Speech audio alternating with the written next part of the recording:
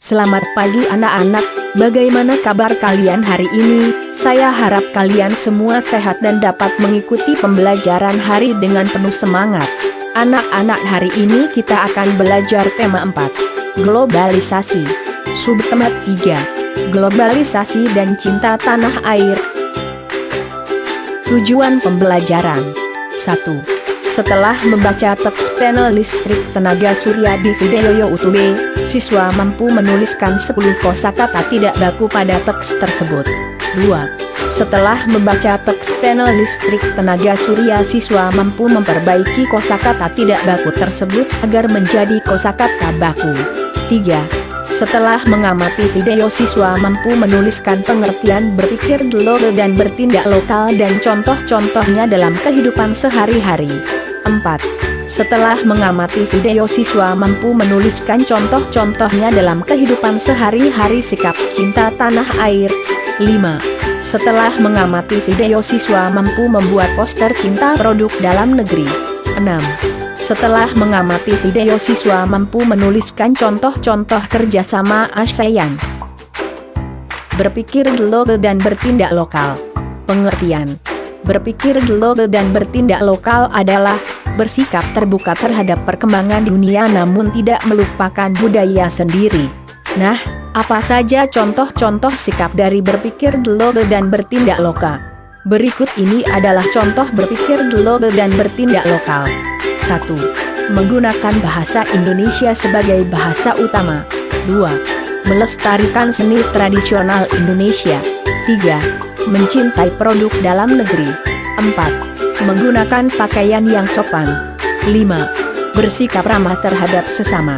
Seperti apakah contoh sikap bukan berpikir global dan bertindak lokal? Berikut ini adalah contoh-contohnya. 1. Menggunakan bahasa asing sebagai bahasa utama. 2. Lebih mengagumi budaya asing. 3. Memilih produk impor. 4. Menggunakan gaya pakaian yang terbuka. 5. Tidak bersikap ramah terhadap sesama. Dan bagaimana dampak jika tidak memiliki sikap berpikir global dan bertindak lokal? 1. Budaya Indonesia diambil alih oleh bangsa asing. 2. Bangsa Indonesia dapat kehilangan jati diri. Cinta produk Indonesia.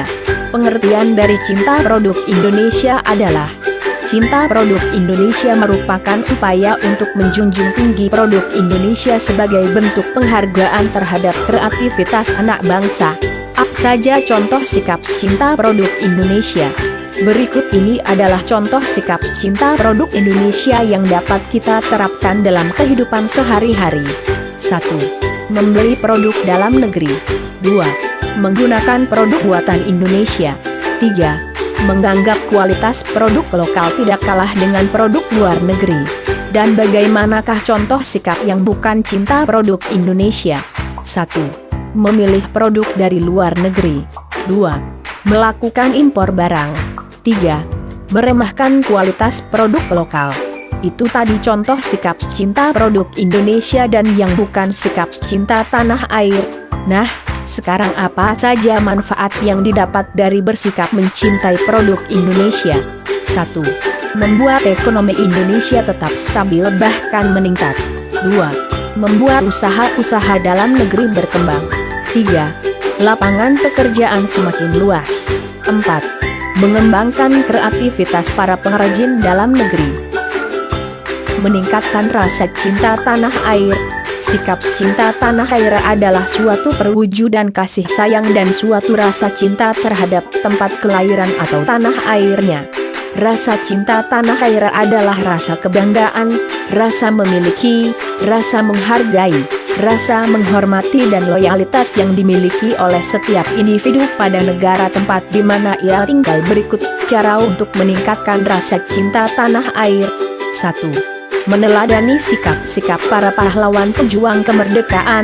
2. Setia terhadap simbol-simbol negara dan menghormati pelaksanaan upacara bendera. 3. Setia dan selalu mengutamakan pemakaian produk dalam negeri dalam kehidupan sehari-hari. 4. Menjaga nama baik dan harga diri bangsa dan negara di kancah internasional.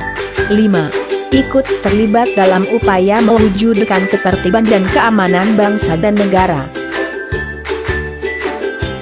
Ayo membaca. Bacalah bacaan di bawah ini dengan cermat. Indonesia luncurkan program Akademi Energi Surya pertama di Asia Tenggara. Departemen Teknik Elektro Fakultas Teknik Universitas Indonesia, UI, meluncurkan Solar Academy pertama di Asia Tenggara, yaitu institusi pendidikan dan pelatihan tenaga surya. Peluncuran ini ditandai dengan penyelenggaraan seminar Solar Energy for All Use pada Selasa 24 Juli 2012 di Universitas Indonesia. Seminar dihadiri oleh para pakar energi dari Jerman, wakil dari ASEAN, serta pemerintah selaku penentu kebijakan energi nasional. Seminar membahas tentang potensi, perkembangan, serta penggunaan energi terbarukan tenaga surya di Indonesia dan di Asia Tenggara. Indonesia dan negara-negara di Asia Tenggara merupakan negara kaya potensi sumber energi terbarukan, khususnya tenaga surya. Namun potensi pemanfaatan tenaga surya tersebut belum optimal. Sel surya merupakan lempengan tipis terbuat dari silikon yang dapat mengubah langsung cahaya matahari menjadi energi listrik. Lempengan sel surya tersebut diberi muatan positif dan muatan negatif. Saat cahaya mengenai lempengan tersebut, kemudian akan memicu muatan positif untuk bertemu dengan muatan negatif sehingga terjadilah arus listrik. Saat ini penggunaan sel surya masih terbatas hanya dalam skala kecil seperti pada barang-barang elektronik dan sebagai pembangkit listrik pada daerah-daerah yang masih sulit dijangkau oleh jaringan listrik. Terbatasnya pengguna sel surya dikarenakan biaya untuk membuat lempengan silikon cukup tinggi. Dengan perkembangan teknologi, diharapkan dapat ditemukan cara untuk meningkatkan efisiensi kerja dari sel surya. Pendirian Akademi Surya ini merupakan wujud nyata kepedulian UI yang diharapkan dapat menjawab permasalahan bangsa Indonesia mengenai krisis energi saat ini. Usaha mencari sumber energi alternatif yang bersih, tidak berpolusi, aman, dan dengan persediaan yang tidak terbatas, sebagai pengganti bahan bakar fosil perlu terus diupayakan, di antaranya adalah energi surya.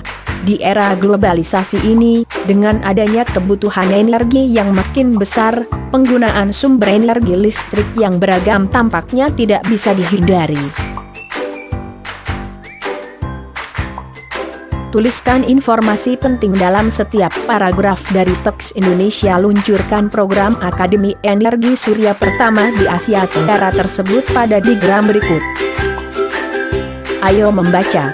Pembahasan. Paragraf 1. Topik masalah.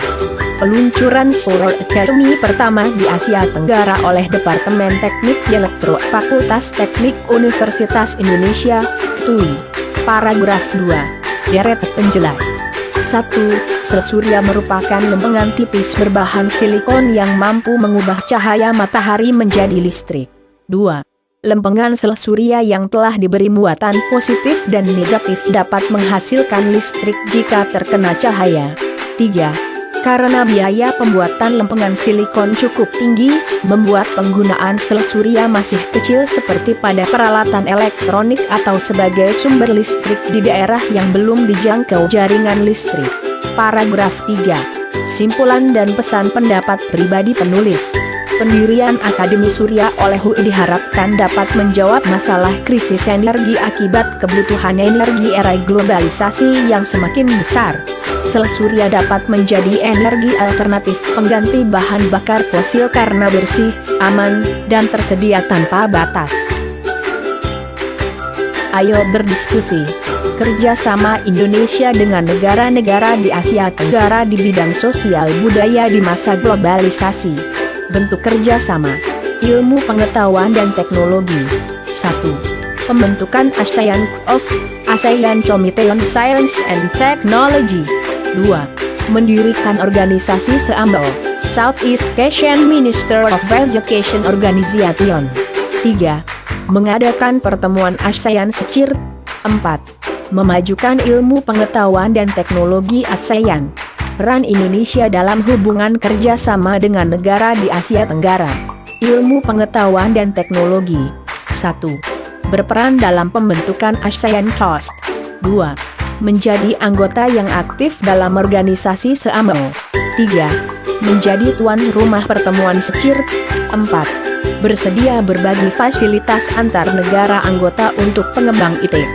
5. Mendirikan Solar Academy pertama di Asia Tenggara untuk pendidikan dan pelatihan tenaga surya. 6. Melakukan pertukaran pelajar antar negara-negara anggota. Ayo mengamati. Di era globalisasi ini, semakin banyak teknologi canggih yang ditemukan. Hampir seluruh penemuan tersebut menggunakan energi, khususnya listrik. Namun, akhir-akhir ini pasokan listrik semakin berkurang akibat semakin menipisnya sumber energi untuk memproduksi listrik seperti minyak bumi, gas, batu bara, dan panas bumi. Salah satu cara yang dapat kita lakukan adalah mencari sumber energi alternatif yang bersih, aman, bebas polusi, dan selalu tersedia tanpa batas. Salah satu bentuk energi alternatif tersebut adalah sel surya. Kamu telah membaca sedikit informasi tentang prinsip dasar dari cara kerja sel surya. Sekarang, amati cara kerja panel listrik tenaga surya berikut. Proses kerja sel surya.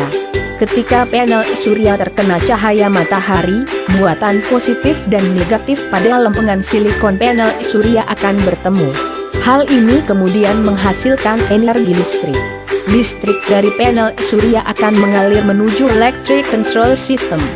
Di dalam electric control system terdapat komponen berupa controller, baterai, dan inverter. Awalnya listrik yang menuju electric control system akan masuk ke controller untuk diatur tegangannya. Controller ini juga berfungsi untuk memutus arus listrik ketika baterai sudah penuh. Setelah dari controller, listrik kemudian disimpan pada baterai. Ketika digunakan, listrik pada baterai akan mengalir dahulu ke inverter untuk dinaikkan tegangannya menjadi 220 volt sehingga dapat digunakan untuk mengoperasikan peralatan elektrik maupun elektronik.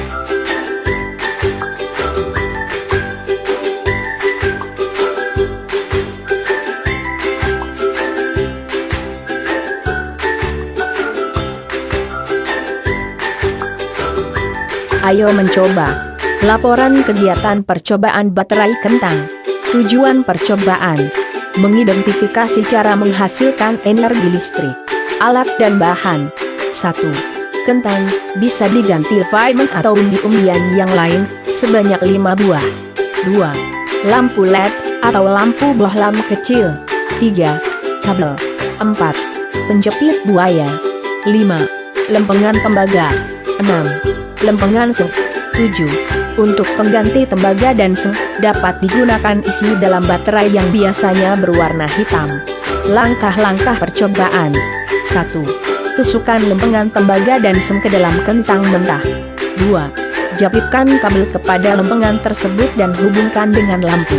3. Lihat nyala lampu yang terjadi. 4. Jika nyala lampu belum kelihatan, maka tambah kentang tersebut agar arus listrik yang dihasilkan bertambah.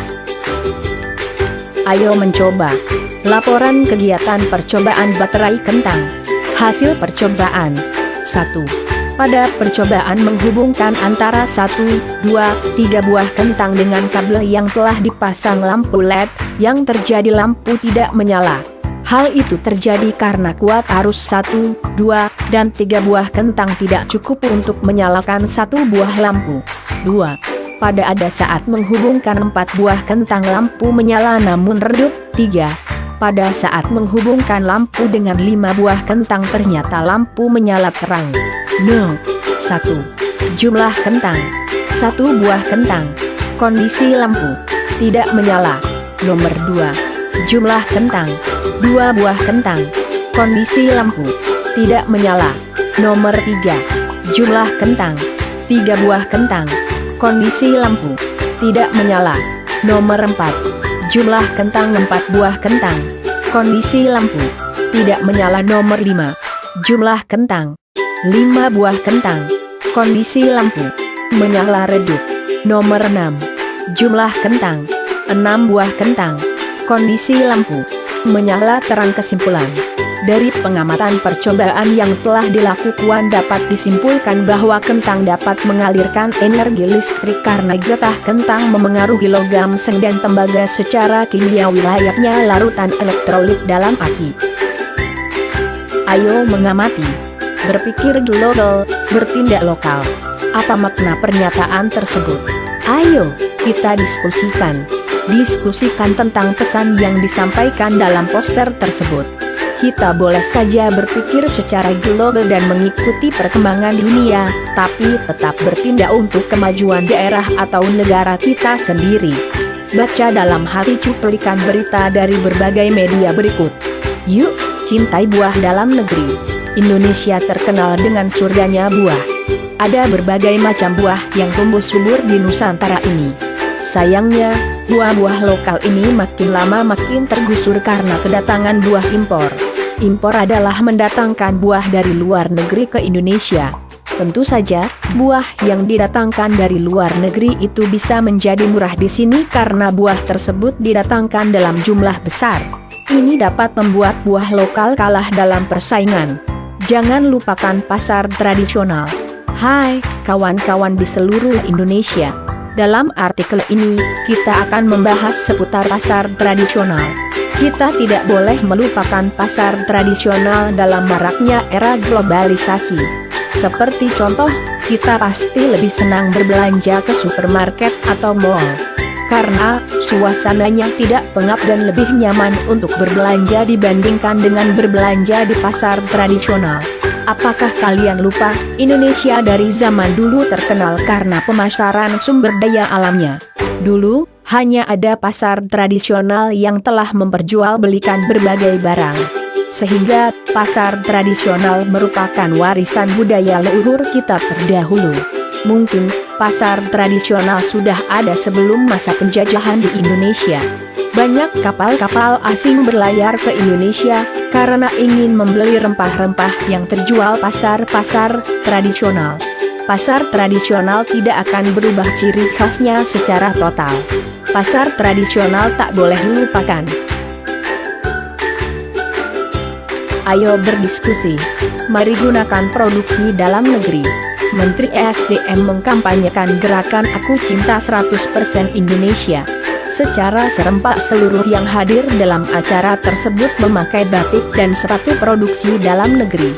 Gerakan Cinta Indonesia memiliki arti sangat strategis, tidak hanya untuk menghadapi tantangan krisis ekonomi global, tapi juga untuk membangun kemandirian bangsa di bidang ekonomi. Gerakan itu bukan hanya menjadi kampanye biasa, tapi menjadi gerakan bersama, tidak bersifat statis dan bukan kebijakan proteksionis karena tidak termasuk kebijakan tarif. Potensi pasar dalam negeri sangat besar, dengan jumlah penduduk 230 juta dan hampir 50% terdiri dari penduduk berusia di bawah 29 tahun, harus dimanfaatkan secara optimal melalui gerakan ini. Semua pihak diharapkan untuk lebih memprioritaskan penggunaan produk dalam negeri sehingga kemandirian bangsa dapat terbangun. Program kampanye Cinta Indonesia bertujuan untuk meningkatkan apresiasi masyarakat terhadap produk barang dan jasa dalam negeri, serta meningkatkan citra Indonesia di mata internasional. Diharapkan dengan dicanangkannya gerakan ini, pasar produk dalam negeri bisa ditingkatkan sehingga tekanan terhadap sektor industri bisa dikurangi dan gejala pengurangan tenaga kerja dapat dihindari. Berdasarkan teks yang telah kamu baca, coba diskusikan dengan temanmu. Berpikir global, bertindak lokal. Tulislah hasil diskusimu pada diagram berikut.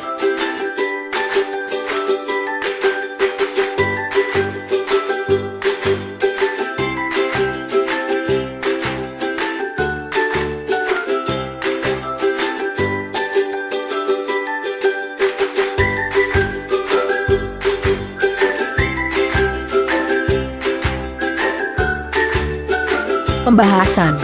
Berpikir global, bertindak lokal. Pengertian. Berpikir global, bertindak lokal yaitu bersikap terbuka terhadap perkembangan dunia namun tidak melupakan budaya sendiri. Contoh sikap. 1. Menggunakan bahasa Indonesia sebagai bahasa utama. 2. Melestarikan seni tradisional Indonesia. 3. Mencintai produk dalam negeri. 4. Menggunakan pakaian yang sopan. 5. Bersikap ramah terhadap sesama. Bukan contoh sikap. 1. Menggunakan bahasa asing sebagai bahasa utama. 2. Lebih mengagumi budaya asing. 3. Memilih produk impor. 4. Menggunakan gaya pakaian yang terbuka. 5. Tidak bersikap ramah terhadap sesama. Dampak. 1. Budaya Indonesia diambil alih oleh bangsa asing. 2. Bangsa Indonesia dapat kehilangan jati diri. Ayo berdiskusi. Cinta produk Indonesia. Pengertian cinta produk Indonesia merupakan upaya untuk menjunjung tinggi produk Indonesia sebagai bentuk penghargaan terhadap kreativitas anak bangsa. Contoh sikap. 1. Membeli produk dalam negeri. 2. Menggunakan produk buatan Indonesia. 3. Menganggap kualitas produk lokal tidak kalah dengan produk luar negeri. Bukan contoh sikap. 1. Memilih produk dari luar negeri. 2. Melakukan impor barang. 3. Meremehkan kualitas produk lokal. Manfaat. 1. Membuat ekonomi Indonesia tetap stabil bahkan meningkat. 2. Membuat usaha-usaha dalam negeri berkembang. 3. Lapangan pekerjaan semakin luas. 4. Mengembangkan kreativitas para pengrajin dalam negeri. Ayo berkreasi. Setelah kamu yakin dengan gagasan brosur yang kamu buat pada pertemuan sebelumnya, sekarang mulailah merancang brosur. Perhatikan kriteria brosur yang baik. 1. Slogan jelas dan mudah dimengerti. 2. Bahasa baik dan menarik dengan ukuran huruf yang sesuai. 3. Ilustrasi menarik dan mudah diingat. 4.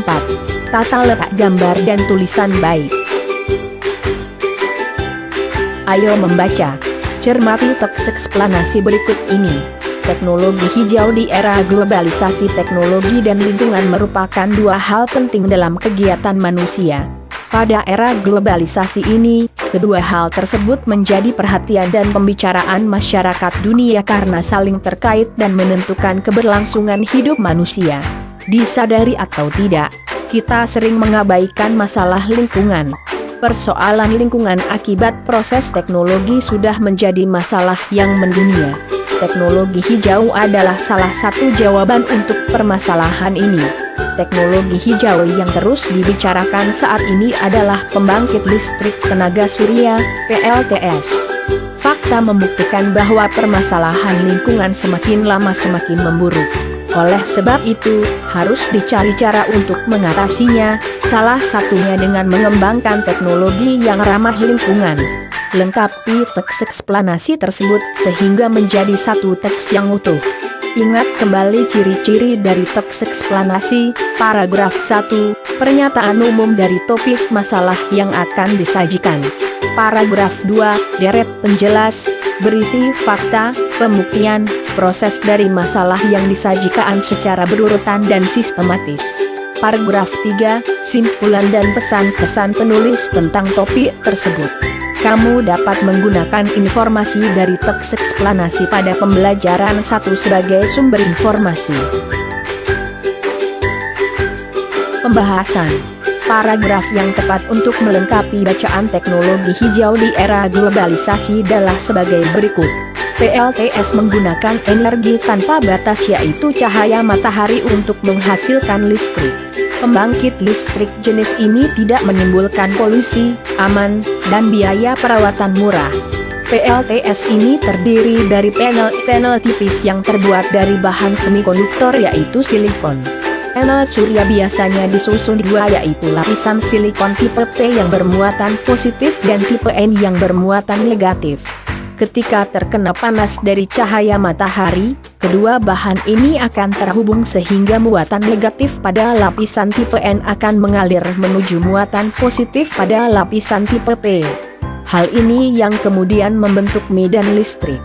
Pada sistem PLTS terdapat controller, baterai, aki, dan inverter agar dapat digunakan untuk mengoperasikan peralatan elektronik. Ayo berkreasi. Kompor sederhana tenaga surya. Bahan dan alat: 2 kotak berbahan kayu atau triplex, yang berbeda ukuran dengan selisih sekitar 1 inci di setiap sisinya. Koran atau sobekan kertas. Kertas konstruksi berwarna hitam. 4 lembar kardus. Pisau cutter tebal. Pembungkus makanan berbahan aluminium atau pelat logam. Aluminium foil bisa pula digunakan tetapi akan cepat kotor dan harus sering diganti. Plester atau perkat karet. 8 buah tangkai penyangga, pilihan. Lem tahan panas yang kuat daya rekatnya, pilihan. Langkah-langkah kerja. 1. Tempatkan kotak kecil di dalam kotak yang lebih besar. Isilah celah kosong di antara kedua kotak tersebut dengan sobekan kertas atau koran. Fungsinya sebagai penyekat atau penahan panas. 2. Alasi sisi bagian dalam kotak kecil dengan kertas konstruksi hitam. Hal ini akan menambah tingkat panas kotak. 3. Lapisi 4 buah karton dengan bahan pemantul cahaya matahari yang terbuat dari pelat aluminium. Pastikan tidak ada lapisan pemantul yang terlipat atau berkerut. Beri plester atau perkat karet pada pinggir setiap pelat tersebut agar merekat dengan kuat pada karton. 4. Pasanglah setiap pelat pemantul sinar surya tersebut pada setiap sisi bagian atas dari kotak dengan sudut kemiringan sekitar 45 derajat.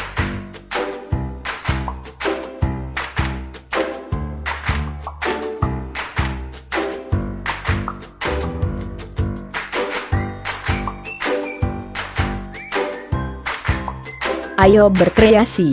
Kompor sederhana tenaga surya. Bahan dan alat: 2 kotak berbahan kayu atau triplex, yang berbeda ukuran dengan selisih sekitar 1 inci di setiap sisinya. Koran atau sobekan kertas. Kertas konstruksi berwarna hitam. 4 lembar kardus. Pisau cutter tebal. Pembungkus makanan berbahan aluminium atau pelat logam. Aluminium foil bisa pula digunakan tetapi akan cepat kotor dan harus sering diganti. Plester atau perkat karet. 8 buah tangkai penyangga, pilihan. Lem tahan panas yang kuat daya rekatnya, pilihan. Langkah-langkah kerja. 5. Gunakan tangkai penyangga di bagian bawah setiap pelat pemantul agar posisinya stabil. Pastikan semua bagian sudah terpasang kuat dan tahan terhadap terpaan angin. 6. Taruhlah panci makanan dalam kotak. Tempatkan oven tenaga surya ini di tempat yang terpapar cahaya matahari langsung di waktu terik siang hari. 7. Ujilah kompor tenaga surya buatan kalian. 8. Tuliskan laporan hasil percobaan. Ayo berkreasi. Membuat laporan percobaan kompor sederhana tenaga surya. Tujuan percobaan: mengidentifikasi cara menghasilkan energi alternatif. Alat dan bahan: 1. 2 kotak berbahan kayu atau triplex, yang berbeda ukuran dengan selisih sekitar 1 inci di setiap sisinya. 2. Koran atau sobekan kertas. 3. Kertas konstruksi berwarna hitam. 4 lembar kardus. 5. Pisau cutter tebal. 6. Pembungkus makanan berbahan aluminium atau pelat logam. Aluminium foil bisa pula digunakan tetapi akan cepat kotor dan harus sering diganti. 7. Plester atau perkat karet. 8 buah tangkai penyangga, pilihan. 9. Lem tahan panas yang kuat daya rekatnya, pilihan. Langkah-langkah percobaan. 1. Tempatkan kotak kecil di dalam kotak yang lebih besar. Isilah celah kosong di antara kedua kotak tersebut dengan sobekan kertas atau koran. Fungsinya sebagai penyekat atau penahan panas. 2. Alasi sisi bagian dalam kotak kecil dengan kertas konstruksi hitam. Hal ini akan menambah tingkat panas kotak. 3. Lapisi 4 buah karton dengan bahan pemantul cahaya matahari yang terbuat dari pelat aluminium. Pastikan tidak ada lapisan pemantul yang terlipat atau berkerut. Beri plester atau perkat karet pada pinggir setiap pelat tersebut agar merekat dengan kuat pada karton. 4. Pasanglah setiap pelat pemantul sinar surya tersebut pada setiap sisi bagian atas dari kotak dengan sudut kemiringan sekitar 45 derajat. 5. Gunakan tangkai penyangga di bagian bawah setiap pelat pemantul agar posisinya stabil. Pastikan semua bagian sudah terpasang kuat dan tahan terhadap terpaan angin. 6. Taruhlah panci makanan dalam kotak. Tempatkan bahan tenaga surya ini di tempat yang terpapar cahaya matahari langsung di waktu terik siang hari. 7. Ujilah kompor tenaga surya buatan kalian. Ayo berkreasi. Membuat laporan percobaan kompor sederhana tenaga surya. Hasil percobaan. Pada prinsipnya semua jenis kompor tenaga surya mempunyai cara kerjanya tidak jauh berbeda, yaitu memusatkan cahaya matahari yang jatuh ke aluminium kaca. Tujuannya agar energi lebih terkonsentrasi dan berpotensi menghasilkan panas yang cukup untuk memasak. Prinsip kerja alat ini juga mudah dipahami. Pertama, pemusatan cahaya matahari. Kedua, mengubah cahaya menjadi panas. Ketiga, memerangkap panas. Wadah yang digunakan untuk memasak makanan berwarna hitam, karena warna hitam dapat menyerap panas dengan baik. Kemudian untuk mengoptimalkan panas yang terserap dan menghindari panas terbuang, dalam proses memasak sebaiknya kita gunakan plastik untuk membungkus panci tersebut. Kesimpulan. Dari pengamatan percobaan yang telah dilakukan dapat disimpulkan bahwa kompor tenaga surya ini dapat digunakan untuk mengurangi pemakaian terhadap bahan bakar fosil. Bahan bakar dari kompor tenaga surya hanya membutuhkan matahari sebagai energi utamanya untuk menghasilkan panas. Membudayakan hemat listrik. Membudayakan hemat listrik dapat dilakukan dari diri sendiri dan dimulai dari hal sederhana untuk mendukung gerakan hemat energi. Potong 10% antara lain dengan 1. Mematikan lampu saat keluar ruangan. 2. Mematikan televisi saat tidak digunakan.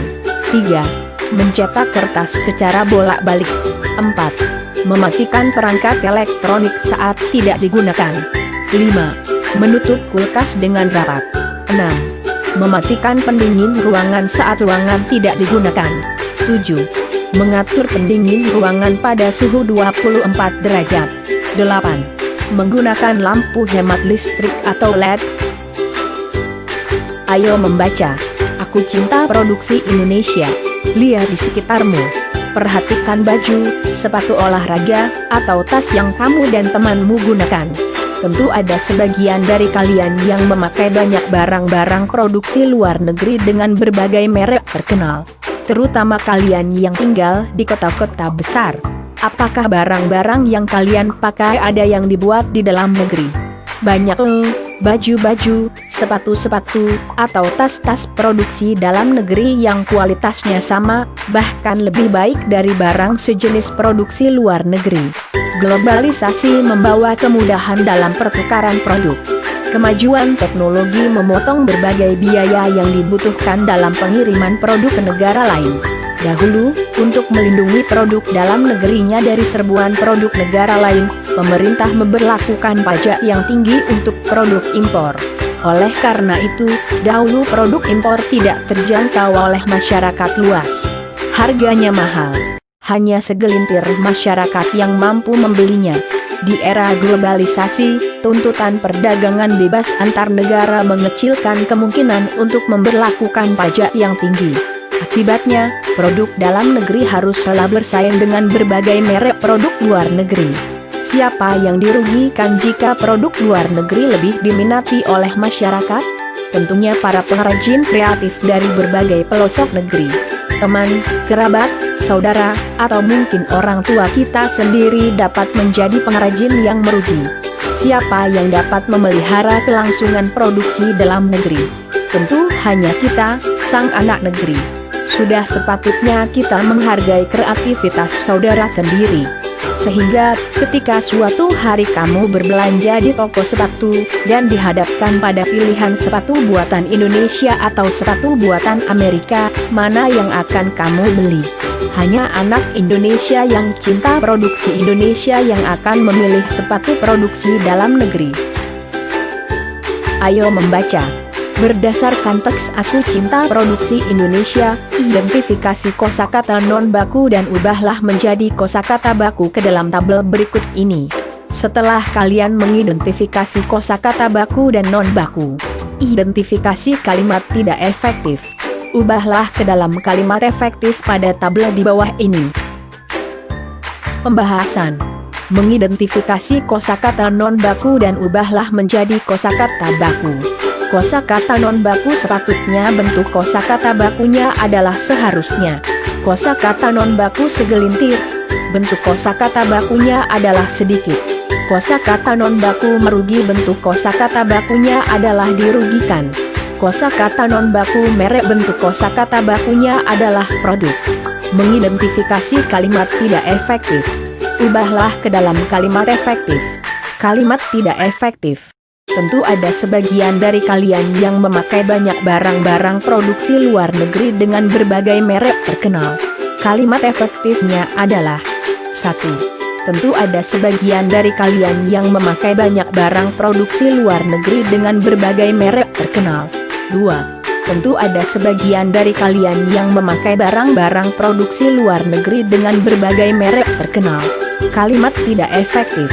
Banyak baju-baju, sepatu-sepatu, atau tas-tas produksi dalam negeri yang kualitasnya sama, bahkan lebih baik dari barang sejenis produksi luar negeri.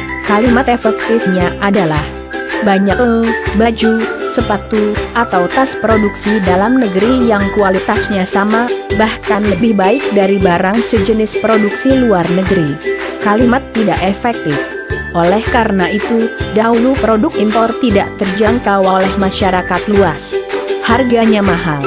Kalimat efektifnya adalah oleh karena itu, dahulu produk impor tidak terjangkau oleh masyarakat luas karena harganya mahal. Kalimat efektif. Kalimat efektif adalah kalimat yang sesuai dengan kaedah bahasa Indonesia yang benar ataupun tanda bacanya sehingga mudah dipahami oleh pembaca atau pendengar.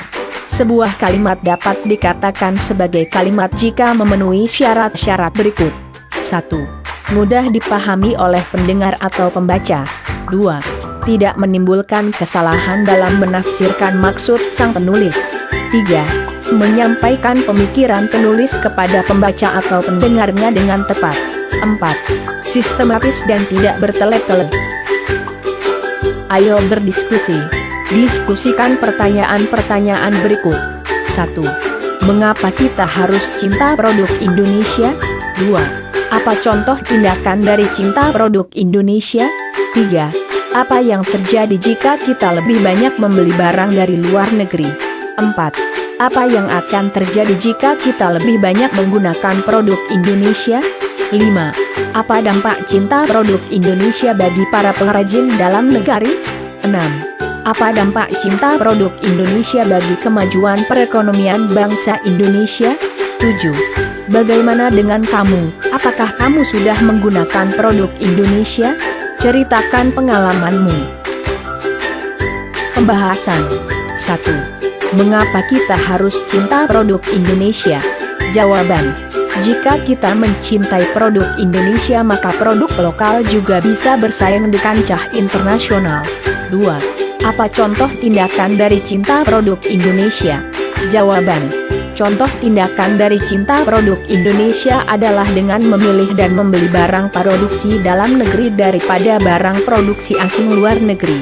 3. Apa yang terjadi jika kita lebih banyak membeli barang dari luar negeri? Jawaban. Jika kita lebih banyak membeli barang dari luar negeri maka kelangsungan produksi barang dalam negeri akan terancam. 4. Apa yang akan terjadi jika kita lebih banyak menggunakan produk Indonesia? Jawaban. Jika kita lebih banyak menggunakan produk Indonesia adalah kemandirian bangsa di bidang ekonomi akan terbangun, serta meningkatkan citra Indonesia di mata internasional. 5. Apa dampak cinta produk Indonesia bagi para pengrajin dalam negeri? Jawaban. Dampak cinta produk Indonesia bagi para pengrajin dalam negeri yaitu pengrajin dalam negeri akan semakin berkembang dan mampu bersaing dengan berbagai merek produk luar negeri. 6. Apa dampak cinta produk Indonesia bagi kemajuan perekonomian bangsa Indonesia? Jawaban. Dampak cinta produk Indonesia bagi kemajuan perekonomian bangsa Indonesia adalah perekonomian akan semakin maju dan berkembang sehingga akan mendatangkan kemakmuran. 7. Bagaimana dengan kamu? Apakah kamu sudah menggunakan produk Indonesia? Ceritakan pengalamanmu. Jawaban: saya sudah menggunakan produk Indonesia seperti buku, tas, dan alat tulis yang lainnya.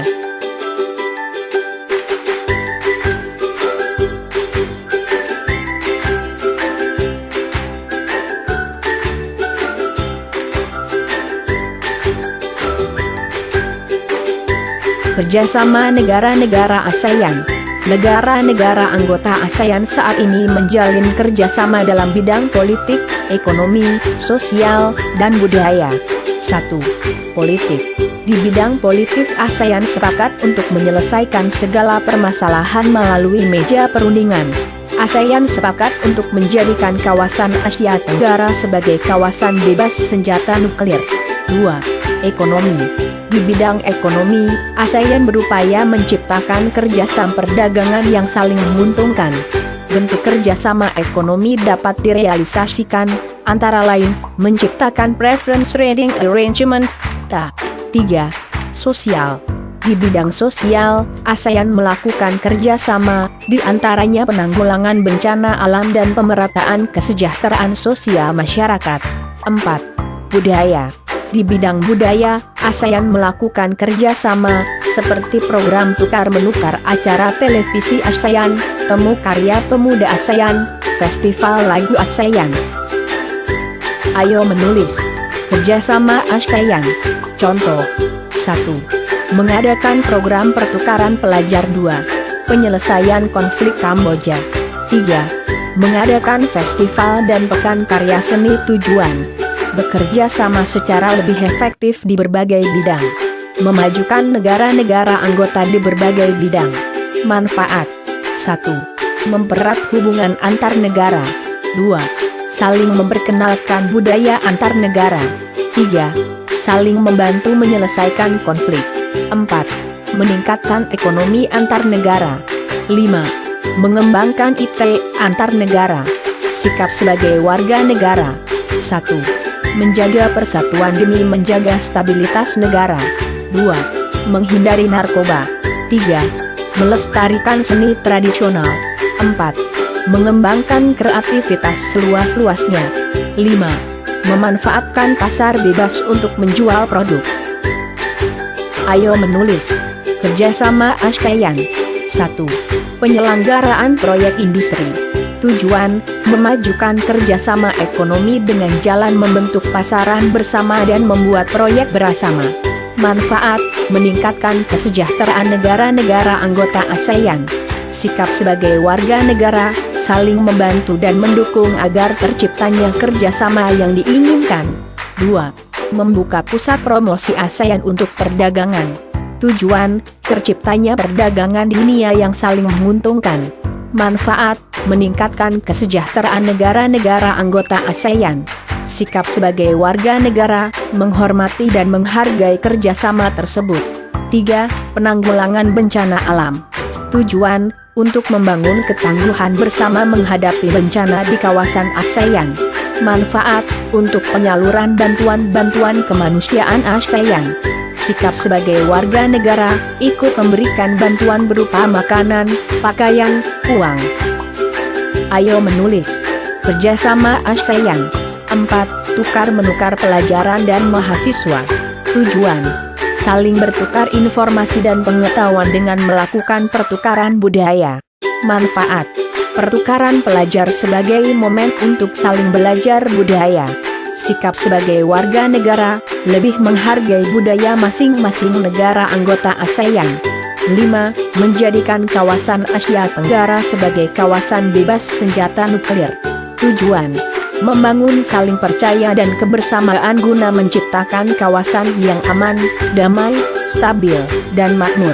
Manfaat: menciptakan wilayah ASEAN yang aman dan damai.